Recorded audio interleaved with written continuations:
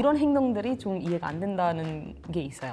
카톡에서 이모티콘 많이 쓰는 거를 이해를 못 하신다고 하시는데 어려워요 하고 점 찍는 것과 어려워요 하면서 땀을 흘리는 듯한 또 어려워요 하면서 이렇게 또 비는 듯한 한국에 같은 게 엄청 많잖아요. 한국에서 그거는 귀엽게 받아들이는데 특히 영어권에서는 집에서 하지 말라고 가르치거든요. 어디 가시고 싶으세요? 그럼 한국인 중에서 어디도 아무거나 좋아. 다 괜찮아요. 그러면서 가면서 어떤 생각을 하냐면은 중국집은 아니어라 중국집은 아니어라 이렇게 가는 경우가 있단 말이에요. 그냥 말씀하시면 돼요. 근데 여기서 꿀팁이 뭐냐면 아무거나 괜찮아라고 했을 때 봐야 돼. 바삭한 한결 과자의 소리처럼 솔직하고 다양한 이야기들이 터져 나오는 수다. 바삭한 수다의 MC를 맡은 디디. 그리고 타일러입니다. 반갑습니다. 안녕하세요. 크리스마스 어떻게 보냈니?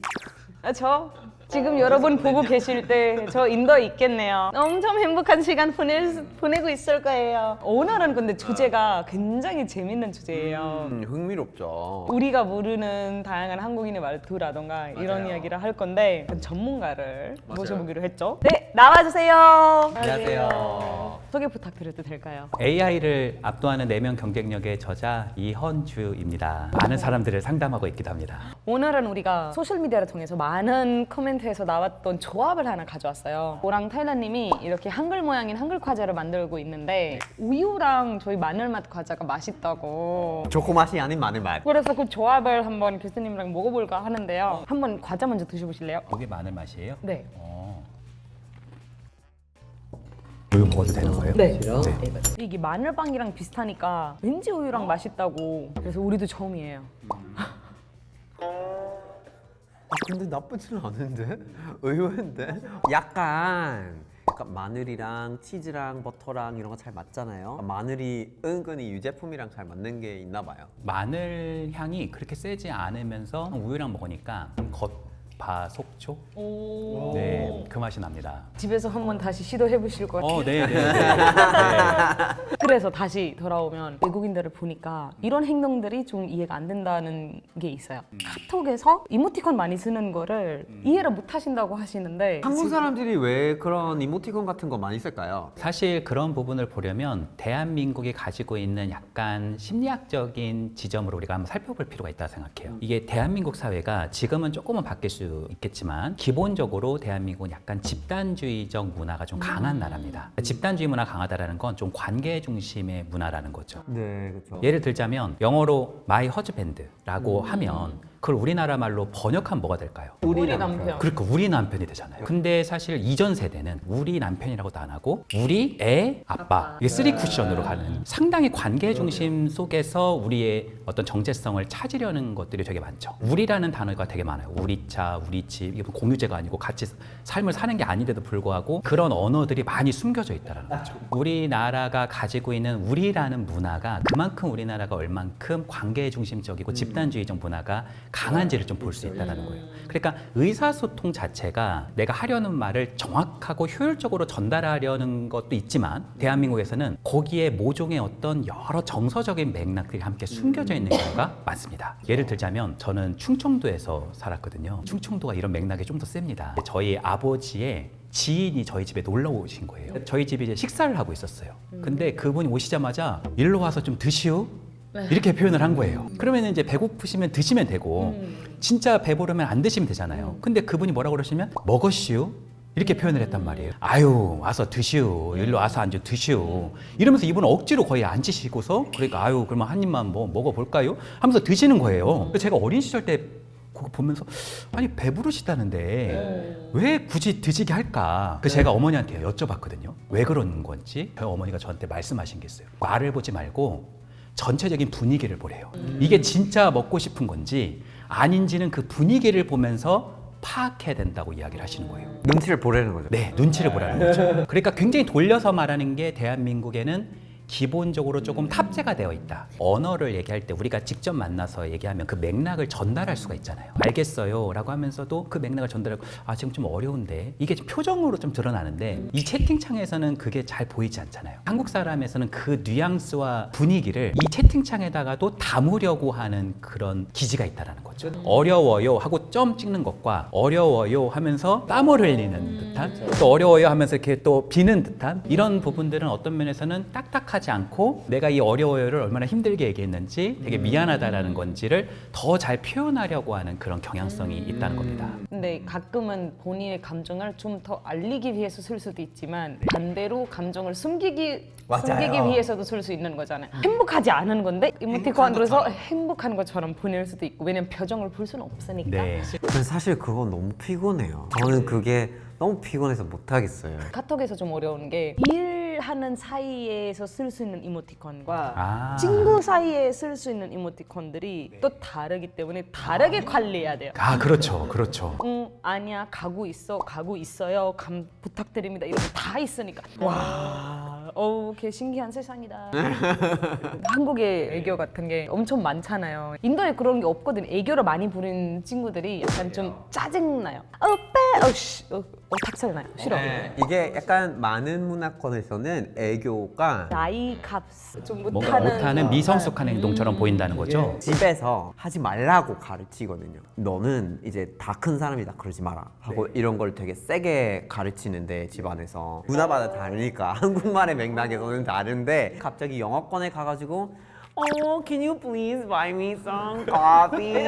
하면 매부르는 행동인 거예요. 그래서 한국에서 그거는 귀엽게 받아들이는데 특히 영어권에서는 그거를 굉장히 안 좋게 봐요. 한국 사회에서는 내가 만약에 사랑에 빠졌다라고 했을 때 그거를 꼭 표현해야 된다라는 어떤 문화가 좀 자리 잡아 있기도 합니다. 예를 들어서 우리가 오래 살았던 부부다. 그러면 굉장히 한국 사회에서도 이게 뭐 자기 내 꿈꿔 이런 게 거의 없단 말이에요. 그런 얘기를 하면 이거 뭔가 한국 사회에서 이상한 사람이 되거든요. 근데 한국에서는 초반에 굉장히 내가 사랑하는 어떤 사람, 내가 애정을 품고 있는 사람을 만나게 됐을 때는 MBTI의 이제 극 T라고 하더라도 노력해야 돼요. 그렇게 안 하면 이제 굉장히 혼나니까. 그래서 사실은 굉장히 열심히 연습하기도 하고 심지어 이모티콘 안 쓰는 사람들도 이모티콘을 굉장히 쓰기도 하고요. 너무 애교를 부리면 약간 남자로 느낀 게 아니라 애기로 느껴져서 이성적인 감정이 갑자기 뚝 떨어졌어요. 미국 문화에서 갑자기 귀여워해주면서 그냥 하는 목소리가 남자 입에서 나오면은 남자답지 못해서 오히려 반감이 나는 거예요. 내가 만드는 짝이 남자답았으면 좋겠는데 갑자기 거기서 아이 짝이 하면서 나타나면 내가 왜 너랑 만나? 든든한 남자랑 만나야지 라는 이런 생각을 하게 될 거거든요. 한국에서도 많이 봤던 것 중에 하나가 정개구리 신보라는 게 있어요. 뭐 하지 말라고 하면 해보고 싶고 하라고 하면 안 하고 싶고 막 그런 게 뭘까요? 그 심리가 뭘까요? 서양권에서는 자신이 좋으면은 좋은 거고 또 싫으면은 완곡하게라도 싫다는 표현을 좀 하는 문화권이 좀 센 반면에 한국인들은 좋다고 말하면서도 싫을 수 있는 거고 또 싫다고 말하면서도 좋을 수 있는 거거든요. 항상 감정을 이렇게 딱 좋은 건 좋은 거고 싫은 건 싫은 거다라고 물가르기 식으로 보는 거가 한국인의 정서에 좀 안 맞는 부분이 있습니다. 예를 들어서 어디 가시고 싶으세요? 그럼 한국인 중에서 무조건 이번에는 냉면집을 가야 합니다. 이렇게 말하는 경우는 되게 드물어요. 많은 한국인들은 분명히 안 가고 싶은 데가 있는데도 아무거나가 괜찮아요. 어디든 좋아. 뭐 먹을래? 뭐든 좋아. 그러면서 가면서 어떤 생각을 하냐면은 중국집은 아니어라, 중국집은 아니어라 이렇게 가는 경우가 있단 말이에요. 아 그러지 마세요. 한 번 더 물어봐줘야 돼요. 아무거나 뭐 어떤 거 한식이야, 양식이야. 그냥 말씀하시면 돼요. 네? 편하게 살자고. 그래서 신기하게 한국인 친구들은 옵션을 서양식, 일본식, 중국식 다 주세요. 선택하라고. 근데 여기서 꿀팁이 뭐냐면 아무거나 괜찮아라고 했을 때 그 사람의 표정을 봐야 돼요. 아무거나 괜찮아요 그러면 그럼 뭐 혹시 뭐 돈가스집 했는데 표정이 별로 안 좋아요. 그럼 뭐 뼈해장국집 했는데 별로 안 좋아. 뼈해장국이. 순대국밥 근데 별로 표정이 안 좋아요. 그러면 이렇게 하면 안 돼요. 네. 그러니까 나올 때까지. 그럼 한식은 이렇게 하면 안 돼요, 안 돼요. 네. 그 저는 점심 메뉴를 뭘 고를까 이런 거 되게 고민되는 거거든요. 특히 이제 조직 생활하거나 이럴 때 혹시 다른 문화에서는 어떻게 좀 이런 부분을 정해요? 미국은 다 김천 같은 거니까 가면 뭐라도 시킬 수 있잖아요. 그냥 한 식당 안에서 만들어주는 메뉴 종류가 워낙 많으니 그리고 각자 먹을 거 시키니 그냥 문화권을 선택해요. 근데 이런 것도 있을 수 있잖아요. 예를 들어서 뭐 8명이 갔어요. 7명이 새우버거를 다 시켜요. 그럴 리가 없어요. 미국에서는 그럴 리가 없어요. 그렇게 하면은 이상해요. 왜 따라해? 왜 따라해? 따라쟁이? 하고 놀려요. 인도는 밖에서 음식 먹는 거는 싫어해요. 밖에 음식은 건강하진 않는다. 그래서 회사에서 그냥 도시락 각자 가져오고 인도 진짜 도시락 문화 엄청난다면서요? 네, 도시락을 가져와요. 집에서. 차라리 저녁에 밖에 나갈 때 아마 미국처럼 똑같아요. 어떤 음식점 가든 일단 메뉴가 너무 다양하고 근데 우리는 쉐어하는 문화예요. 여러 개 시키고 나눠요. 아, 나눠 먹는다. 그리고 집에 부르는 문화가 커요. 집에서 대접하는 거죠. 타일러 네디님은 한국에서 말 실수해가지고 좀 곤란했던 경험이 있으세요? 그냥 너무 솔직하면 그렇게 돼요? 약간 무례하다 느낄 수 있어요. 너무 솔직하면. 직설적이라고. 예를 들어 회식 가려고 했을 때 그때쯤은 약간 3차, 4차까지 하는 경우가 있었죠. 그 함께 문화가 있죠. 일단 합류했으면 끝까지 함께 가야지 왜 가냐. 약간 이런 게 있죠. 거절이 아무래도 어려웠던 것 같아요 초반에. 저는 그냥 안 하고 싶은 거 괜찮아요 저는 안 해도 될 것 같아요 이렇게 하거나 막 이랬는데 상대방이 그건 되게 무례하다 조금이라도 생각을 해보는 척이라도 하지 약간 이렇게 생각하시는 분들이 있으니까 거절이 아닌 사양을 하는 방법은 어렵다고 하는 거다 하고 이렇게 알려주는 거예요. 그래서 어려워요 라는 식으로 이렇게 하기 시작을 했죠. 근데 여기서 신기한 점은 2번, 3번 아니다라고 하면 거절을 받잖아요. 그 다음에 안 물어봐요. 처음에 어려울 수도 있죠. 근데 가끔은 가고 싶잖아요. 다음에 아예 포함 안 시켜줘. 너는 항상 바쁘니까. 다 그런 건 아닐 수 있지만 어렵다고 하는 신호를 아직은 잘 몰라서 자신 따니는 배려로 또 물어볼 수도 있어요. 근데 이제 몇 번 어렵다고 하니까 이 사람은 진짜 좀 가기가 싫은가 보다 하니까 그 다음부터 다시 안 물어보는 걸 수 있습니다. 그러면 교수님은 한국인들이 가장 좋아하는 말투가 뭐라고 생각하세요? 어떤 행동이나 어떤 말을 했을 때 좀 관심을 표명해 주는 거 그런 거 굉장히 중요하게 생각하는 것 같아요. 예를 들어서 이번에 한턱 쏠게요 이렇게 표현을 했어요. 그럼 밥을 뭐 그냥 이 사람이 쏜다는 건가? 그리고 이제 밥만 먹고 간다. 그러면 이게 서운할 수 있다는 거죠. 한턱 쏜다 그러면 뭐라고 여쭤보셔야 되냐면은 한턱을 쏠 만한 반드시 이유가 있다는 생각을 해야 돼요. 왜 무슨 일인데 왜 아예 그냥 별거 아니야. 왜 무슨 일인데 이번에 별건 아닌데 내가 좀 그냥 좀 승진을 좀 해가지고 이런 게 나온다는 거죠. 반드시 쏘는 반드시 이유가 있기 때문에 그걸 좀 물어봐줘야 된다. 그런 게 있다는 겁니다.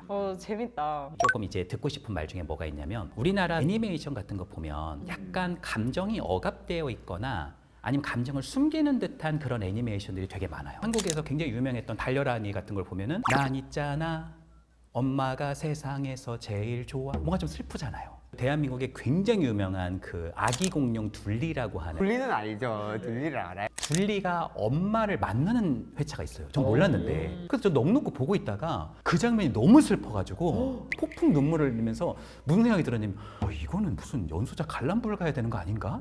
약간 이런 생각을 제가 했었던 적이 있거든요. 그러니까 한국 문화 가운데서 여전히 뭔가 그 굉장히 좀 억압되어 있고 표현하면 안 된다라는 문화가 서려 있기 때문에 우울할 때 야 우울할 필요가 뭐가 있어 괜찮을 거야 이가 좋지 않다는 거죠. 충분히 우울할 만하다. 불안해요. 뭐가 불안해 내가 해결해 줄게 이게 아니라 충분히 그 상황이면 불안할 수 있지. 그러니까 그 감정을 인정해 주는 것이 우리 한국인들에게 되게 중요한 포인트라고 저는 생각을 합니다. 야, 한국에서 멜로드라마 왜 좋아하는지 알 것 같아 갑자기. 그래서 한국 문학 작품을 잘 못 봐요. 약간 슬픔과 무의 우울함이 세요. 진짜 아니 우울해져요. 진짜로. 약간 엄청 까매요. 요즘 사람들이 제일 고민하는 것들이 뭐가 있을까요? 요즘 사람들이 사실 가장 고민하는 게 많은 분들이 이제 불안하다, 우울하다, 화가 난다 이런 주제가 한 50% 정도 되는 것 같고요. 맞네.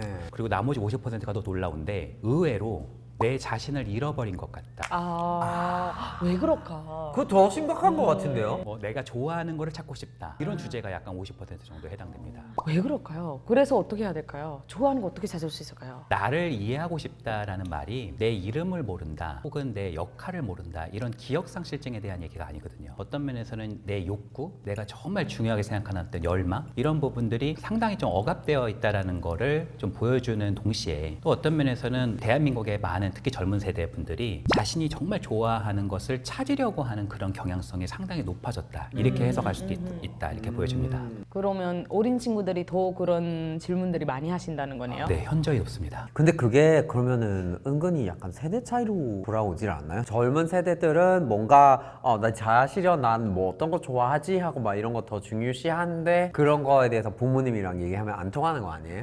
맞죠. 그런 것 때문에 또 지금 그 주제가 이제 그런 거예요.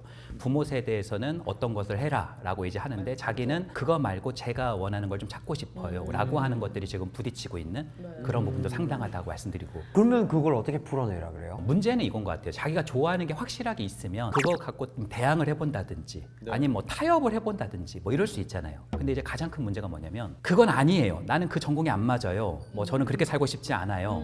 그러면 어떤 전공을 원하는데 모르죠 그런 그걸 거. 몰라요. 안 해봤으니까. 네, 그걸 모릅니다. 왜냐면 어렸을 때부터 이제 인도나 한국 같은 경우에는 주입식 교육이다 보니 내 위주로 선택할 수 있는 그 선택권이 많이 없어져요. 그게 어쩔 수 없는 거거든요. 생각할 시간이 없어요. 네. 그래서 사람들이 이것저것 다 해봐라 네. 이러는데 근데 이것저것 다 어떻게 해봐? 그거 시간 낭비 아니야? 이런 고민을 하실 것 같아요. 그러니까. 그것도 이것저것 해봤던 사람이 해보는 거지. 이것저것을 안 해봤는데 갑자기 이것저것을 해봐라. 다른 애들은 다 지금 대학교 취업 준비하고 있는데 너무나 불안한 거죠. 근데 그게 되게 심각한 문제라고 저는 생각을 하거든요. 진로나 꿈이나 이런 거에 대한 강연이나 행사할 때가 있어요. 근데 그러면 무조건 질의응답 시간에 좋아하는 거 뭔지를 모르겠는데 어떻게 하면 좋아하는 거 뭔지를 찾을 수 있을까요? 이렇게 물어봐요. 저는 그게 너무 충격적인 거예요. 좋아하는 건 없다. 오케이, 알겠어요. 아직 안 찾았다는 거겠지. 근데 좋아하는 거를 내가 어떻게 찾을 수 있을까라는 질문 자체가 그러면은 한 번도 자기 인생에서 자기 행위 능력을 행사한 적이 없다라는 걸로 느껴지거든요. 정확하게 그렇게 한 번도 없었던 사람도 꽤 됩니다. 너무 심각하지 않나요? 그게 해봐야지 알잖아, 임마. 하나만 말씀드리자면 사람이 욕구를 찾았을 때 보이는 반응이 있습니다. 좋아하는 거를 만나잖아요. 그러면 동공이 커집니다. 그래요? 이걸 잘 보이시는 게 되게 중요해요. 그리고 두 번째는 내가 욕구를 발견했던 것도 중요하지만 반드시 그거는 체험해야 됩니다. 예를 들어서 만약에 예전에 막 나는 드로잉을 좀 하고 싶었어요. 뭐 이런 게 나왔어요. 근데 우리 엄마가 드로잉을 하면은 만화가 돼서는 못 먹고 산다. 너 지금 대학 2년 남았어. 그걸 못하고 대학교를 그냥 갔는데 그냥 뭐 특별히 성공한 것도 아니고 차라리 내가 그때 드로잉을 했었으면 훨씬 더 내가 잘 될 수 있었을 텐데 중요한 건 애도하는 것도 중요하다고 생각해요. 그 지점을 우리가 확보하지 못한 거. 근데 더 중요한 건 반드시 그 드로잉이라고 하는 것을 반드시 행동으로 체험하게끔 연결해야 돼요. 뭐 학원 같은 데를 다니라는 게 아니라 그냥 집에서 해라. 집에서도 그냥 할 수 있고 유튜브에도 있고 뭐 그런 걸 해보면 난 100 정도 좋아하는 건 줄 알았는데 가보니까 아닌 것도 있어요. 맞아요. 바로 있어요, 아닐 수도 있어요. 있죠. 네, 또 드로잉을 해보면 옆에 친구도 처음 온 친구인데 얘는 잘해요. 나는 아닌 것 같아 해보니까 우리 엄마가 괜히 그런 말 한 게 아니구나 그런 생각이 들 수도 있어요. 근데 여기서 또 다른 세렌디피티라고 하죠. 뜻밖의 행운. 이현주 선생님은 만화의 전달력이 되게 좋아요. 이러면 내가 생각지도 못한 나만의 또 다른 호기심이나 재능이 발견될 수도 있다는 거죠. 그렇죠. 굉장히 재밌네요. 어느새 시간이 훅또 가버린 그렇죠. 한 회가 되었는데 지금 저희가 여기 전통 같은 게 있어요. 오늘의 소감이나 하고 싶은 말을 조성으로 여기에 써주시면 저희가 맞추는 조성 퀴즈예요. 맞추기 좀 어려우실 것 같은데 이겁니다. 네. 이응, 리얼. 지금 사회가 오류나 있다? 이런 거예요. 오류 아닙니다. 아까 많이 나왔던 얘기입니다. 관계 중심 문화, 우리! 집단주의 문화. 네, 맞습니다. 네, 우리입니다. 왜 우리인가요? 그 한국 사회를 이제 설명할 때 우리라는 문화를 참 많이 얘기했잖아요. 근데 그것이 집단주의적이고 관계 중심 문화라고 말씀드린 바 있는데 그럼에도 불구하고 대한민국에서 가장 아름다운 말이 우리라는 말인 것 같아요. 어떤 면에서는 우리나라의 문화 안에 숨어져 있는 가장 아름다운 단어이기도 하고 어떤 면에서는 연결의 단어이기도 하고 그래서 우리라는 말을 하면서 나쁜 말을 나오기가 좀 어려웠다고 생각하고요. 그런 양면성 대한민국이 가지고 있는 그런 아주 좋은 잠재력도 말씀드리고 싶었습니다. 네, 너무 좋은 말이네요. 여러분도 우리랑 계속 함께 해주시기를 바라면서 여기서 마치겠습니다. 다음에도 뵐게요. 감사합니다. 감사합니다.